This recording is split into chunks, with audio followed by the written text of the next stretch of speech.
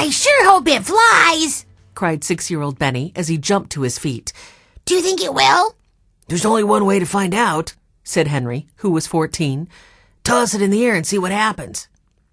It was a warm August afternoon, and the 4 Alden children, Henry, Jessie, Violet, and Benny, were in a little park on the edge of the town of Greenfield. They were making paper airplanes while their dog, Watch, dozed in the sun nearby. I guess you're right, Henry, said Benny. There's only one way to find out. And he tossed his paper airplane into the air. Look!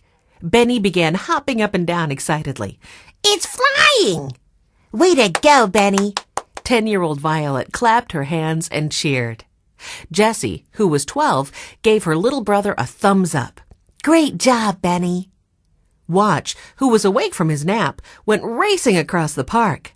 A moment later, he came running back with Benny's airplane in his mouth.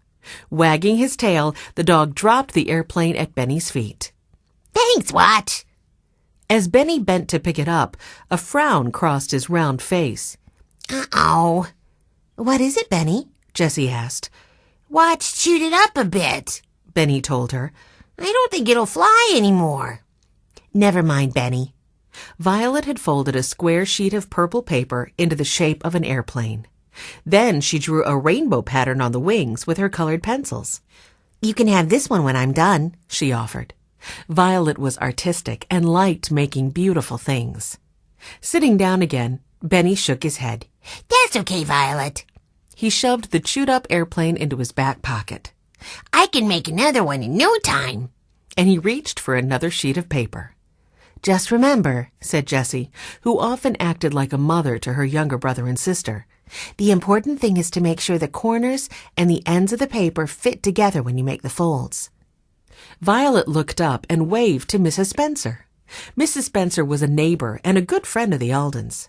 She lived across the street from the park, and today the children had helped her bring groceries home from the supermarket. Now she waved to them from her front porch. Why don't you come and get some lemonade before you go? She called. Oh, thank you, Mrs. Spencer, said Jessie, walking up the steps with her brothers and sister. We could use something cold right now.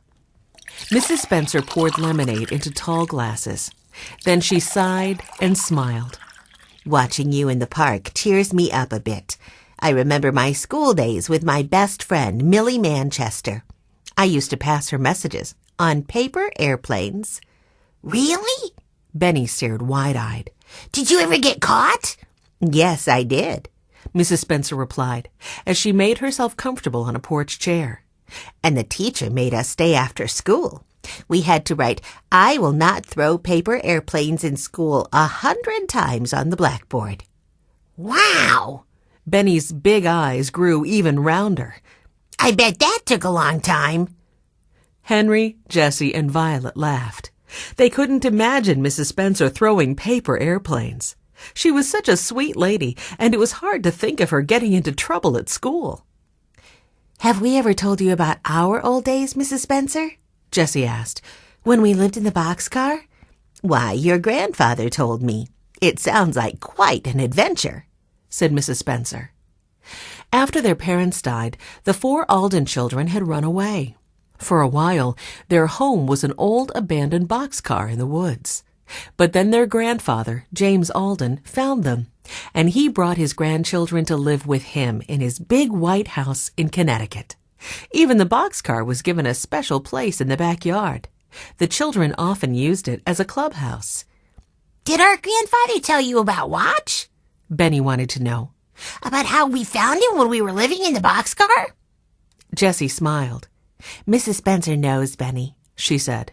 And she knows how lucky we are to have Grandfather and Mrs. McGregor now, too.